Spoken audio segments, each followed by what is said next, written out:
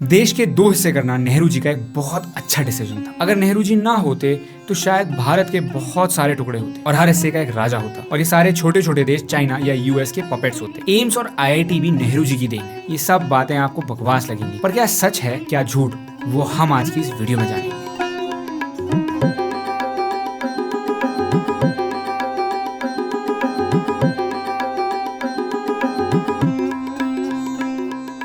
India के पहले prime minister Pandit Jawaharlal Nehru UK और यूएसए जैसे देशों में भी आपको इनके स्टैचूज देखने को मिल जाएंगे। लेकिन अगर मैं आपसे पूछूं कि आप इनके बारे में क्या सोचते हैं या क्या जानते हैं, तो शायद आपके मन में सबसे पहले ऐसी कुछ इमेजेस आएंगी। इनको इन्हीं के देश में देखा जाता है as a smoker, womaniser, Britishers का पपेट, और इन्हीं की वजह से पीओके पाकिस्तान के पास गया, अक्साई चीन और यूएनएससी की परमानेंट सीट चाइना के पास चली गई, भारत की इकोनॉमी को सफर करना पड़ा एंड सो ऑन।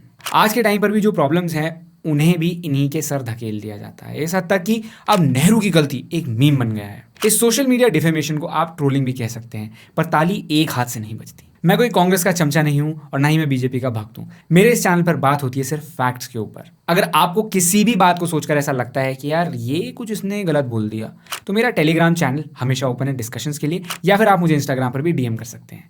चैनल पर नए आए हो तो यार सब्सक्राइब कर लो, क्योंकि सब्सक्राइब करोगे तो मुझे मोटिवेशन मिलेगा और आगे आप मेरी वीडियोस रेगुलरली देख पाओगे। तो जल्दी से सब्सक्राइब का बटन दबाओ, तब तक हम आगे बढ़ते हैं। भारत आज दुनिया की सबसे बड़ी डेमोक्रेसी है। वी फील सो प्राउड कि हम इंडिपेंडेंट और सेक्युलर हैं। हमारा मॉडल ऑफ गवर्नेंस लिबरल है, ना कि अथॉरिटेरियन, और इसका क्रेडिट काफी हद तक जाता है पंडित नेहरू को। He was a firm believer in democracy and insured कि इंडिया में पार्लियामेंट्री फॉर्म ऑफ गवर्नमेंट हो, जहां रेगुलर इलेक्शंस कंडक्ट करवाए जाएं और देश के लीडर्स को देश के लोगों द्वारा ही चुना जाए।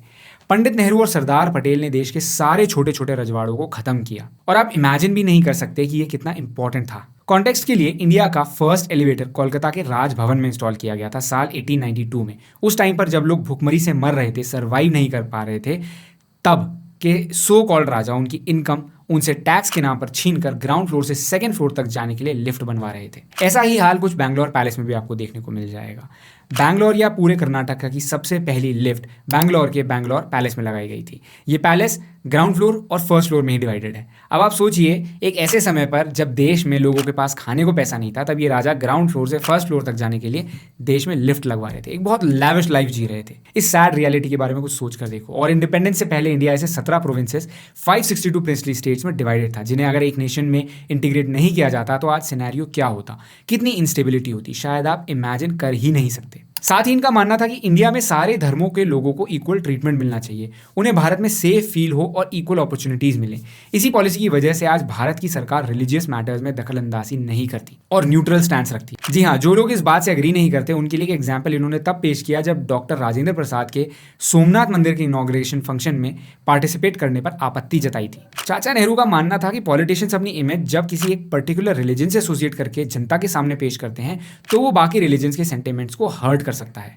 तभी आज भी आपको नेहरू की कोई भी ऐसी फोटो नहीं मिलेगी जिसमें उन्होंने एक स्कल कैप पहनी हो। आप इनके द्वारा लिखे गए लेटर्स को बाद में जाकर पढ़ सकते हैं, जिसका लिंक आपको डिस्क्रिप्शन में मिल जाएगा। अब कमेंट्स में कुछ लोग कहेंगे कि इन्होंने ऐसा इसलिए किया था क्योंकि ये एंटी हिंदू थे, लेकिन फिर सोमनाथ मंदिर के रिकंस्ट्रक्शन को भी इन्होंने ही अप्रूव किया था। देश की राजनीति आजादी के बाद काफी ज्यादा चेंज हुई है।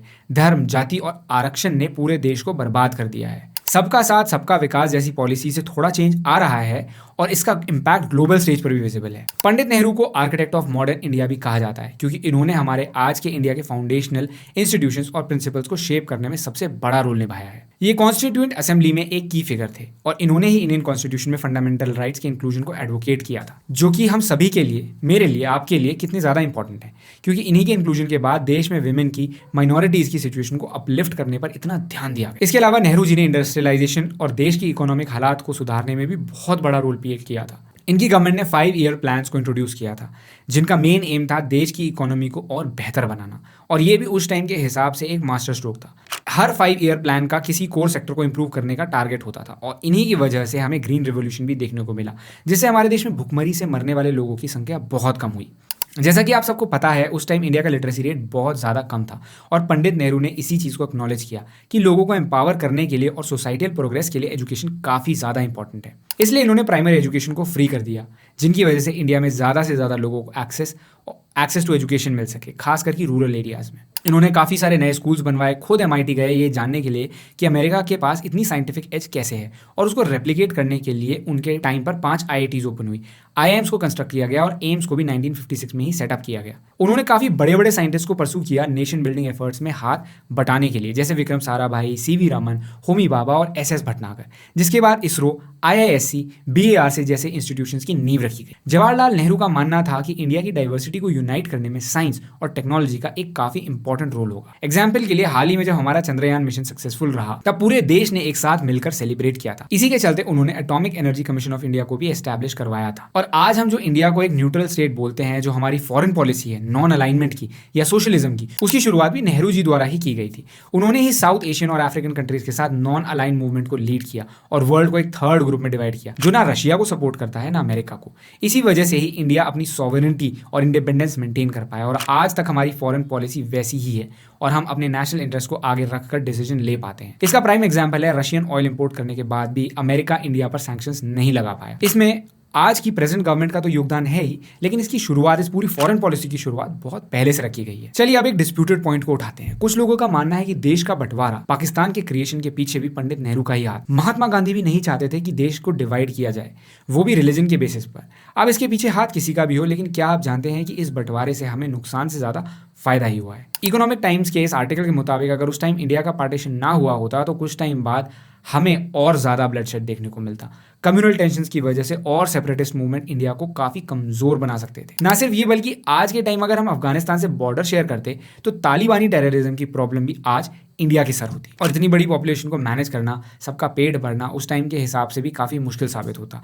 आज भी बहुत ज़्यादा मुश्किल है। देश की कितनी % पॉपुलेशन टैक्स भरती है वो आपको स्क्रीन पर दिख ही रहा होगा, और कितने ज़्यादा मुफ्तखोर हैं वो भी आपको पता होगा। माना कि इन्होंने कश्मीर इशू को जिस तरीके से हैंडल किया था, या फिर जो UNSC की सीट चाइना को दी थी, वो आज के टाइम पर काफ़ी बड़े इशूज़ बनकर उभर रहे हैं। और हाल ही में BJP ने इसी इशू को दोबारा उठाया है। अब अगर आप जानना चाहें कि उन्होंने ऐसा क्यों किया था तो आप ये आर्टिकल पढ़ सकते हैं, जिसमें इस बारे में डिटेल्स में डिस्कस किया गया है। बेसिकली वो चाइना के साथ अपने रिलेशंस खराब नहीं करना चाहते थे, और उनके टाइम पर ये नारा फेमस हुआ था, हिंदी चीनी भाई भाई। अब चाइना इस बारे में क्या सोचता था ये तो हम सबको पता है, और आखिर में हमारे रिलेशंस चाइना के साथ काफी खराब हुए ही। अब इसके लिए आप उन्हें जिम्मेदार ठहरा सकते हैं, क्योंकि गलती तो हर इंसान से होती है। आज से 40 से 50 साल बाद शायद कोई और लीडर आए और मोदी जी की 10 गलतियां गिनवा, लेकिन आज के समय में मोदी को भारत के ज्यादातर लोगों का सपोर्ट है। 2014 के बाद क्या सही हुआ और क्या गलत, वो तो इतिहास की किताबें ही बताएंगी। और ये ह्यूमन नेचर है, हम सबकी नेगेटिव बातों को बहुत लंबे समय तक याद रखते हैं, पर उनकी अच्छाई को भूल जाते हैं। मेरी आप सबसे रिक्वेस्ट होगी कि इस वीडियो को आप ज्यादा से ज्यादा शेयर करें, ताकि सब लोग जान पाएं कि नेहरू उस टाइम के हिसाब से कितने काबिल लीडर थे। अब अगर हम आज के टाइम पर भी सिर्फ उन्हें ही ब्लेम करते रहेंगे तो इससे शायद कोई सोल्यूशन नहीं निकलेगा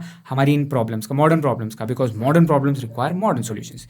तब के और आज के इंडिया में काफी ज्यादा डिफरेंस है। हम काफी आगे आ चुके हैं, और आज के लीडर्स की ये जिम्मेदारी है कि वो हमारे देश को और आगे लेकर जाएं। अब अगर अनएम्प्लॉयमेंट, GDP और करप्शन जैसे इश्यूज की बात आते ही हम प्रीवियस गवर्नमेंट्स पर ब्लेम डालना स्टार्ट कर देंगे तो शायद कभी आगे ना बढ़ पाएं। आई होप आपको ये वीडियो इन्फॉर्मेटिव लगा होगा और आप समझ पाए होंगे कि पंडित नेहरू का क्या कंट्रीब्यूशन था हमारे नेशन बिल्डिंग में। ऐसी ही और वीडियोस देखने के लिए चैनल को सब्सक्राइब जरूर कर लेना। मैं मिलूंगा आपसे अगले वीडियो में, तब तक आप इस नए वीडियो को जरूर देखना। ये यूट्यूब का खास AI रिकमेंडेशन है आपके लिए।